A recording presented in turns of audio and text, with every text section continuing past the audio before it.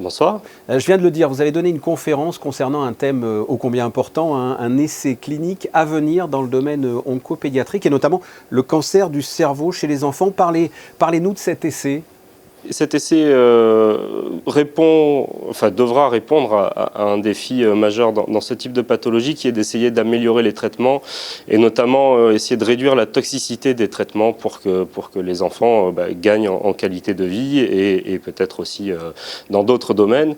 Il est issu en fait d'un travail qui a été fait au centre scientifique de Monaco par notre équipe dans le domaine du repositionnement de drogue. Donc on a utilisé des chimiothérapies qui sont utilisées chez les adultes et qui n'avaient pas été encore utilisées dans des indications de cancer pédiatrique du cerveau. L'idée a été d'essayer de trouver des drogues qui présentaient le profil de toxicité le plus faible et puis une efficacité sur les tumeurs.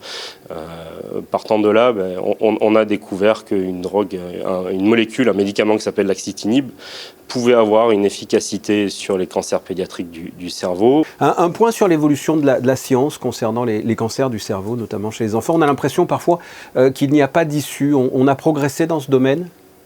On a progressé, évidemment les progrès ne sont jamais à la hauteur du défi, on veut toujours aller plus vite et c'est normal dans ce type de maladie. Quand même des progrès énormes sur les cancers qui nous intéressent, qu'on appelle tumeurs embryonnaires du cerveau, donc, dont le méduloblastome fait partie, parce que sur les aspects fondamentaux, là très récemment, à l'automne dernier, des articles scientifiques extrêmement importants sur la description de la nature de ces tumeurs sont sortis. Qui démontre entre autres des choses qui étaient pressenties depuis longtemps par les pathologistes, qui est que les cancers de l'enfant, ce type de cancer de l'enfant n'ont rien à voir avec les cancers adultes. Et ça évidemment ça appelle quelque chose d'important qui est d'essayer de développer des thérapies spécifiques contre ces cancers. Donc là la recherche fondamentale doit permettre d'essayer de découvrir de nouvelles pistes pour traiter spécifiquement ces maladies qui encore une fois sont totalement différentes des maladies adultes. Donc, si j'ai bien compris, cet essai clinique serait d'associer une chimiothérapie conventionnelle avec un médicament que l'on appelle axitinib, c'est ça ? Qu'est-ce que ce médicament ?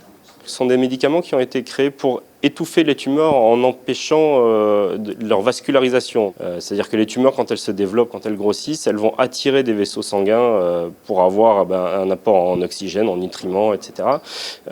Et donc ces traitements visent à empêcher cette vascularisation pour maîtriser, entre guillemets, la prolifération des cellules tumorales. A priori, on a de bonnes chances d'avoir une bonne tolérance chez les enfants atteints de cancer.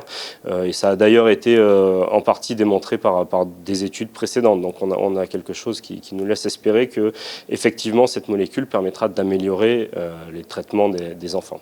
Et c'est un essai sur combien de personnes et qui va durer combien de temps ?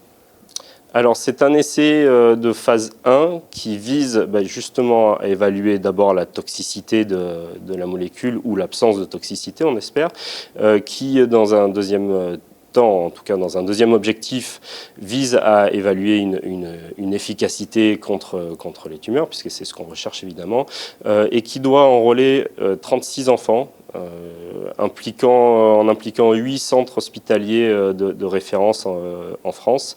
Et le recrutement doit se faire sur 3 ans a priori. Pour l'instant, qu'est-ce qui freine cet essai clinique ? C'est une histoire d'argent. Hein. Vous êtes là aussi pour une levée de fonds. Hein. Le frein majeur, pour l'instant, c'est de réussir à finir de lever l'ensemble des 600 000 € nécessaires pour réaliser cet essai. La Fondation Flavien a déjà réussi à réunir la somme extraordinaire de 200 000 €. Maintenant, il manque le reste. Ouais. C'est un gros soutien pour vous et vice-versa, vous êtes un gros soutien pour la Fondation peut-être ?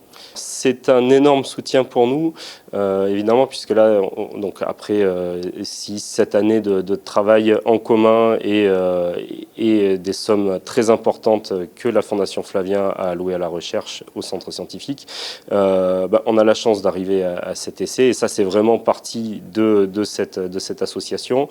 Et puis, en plus du financement de la recherche, il y a quelque quelque chose de très important qui a été un des moteurs depuis toujours de Denis Macario, le président de la Fondation Flavien, c'est de mettre en place des réseaux de collaboration, des réseaux d'entraide et de travail en commun entre les laboratoires, les équipes de chercheurs, les cliniciens qui sont impliqués dans ces thématiques.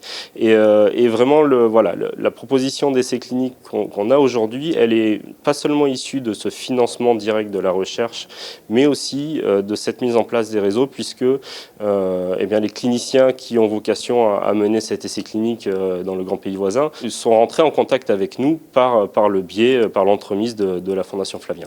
Je le rappelle, vous avez donné une conférence pour présenter un futur essai clinique avec le Centre scientifique de Monaco en partenariat avec la Fondation Flavien. C'est un essai qui coûte 620 000 euros. Pour l'instant, 200 000 euros ont été trouvés. Il reste encore à financer 420 000 euros. L'appel est lancé. Merci, Dr Picot. Merci beaucoup.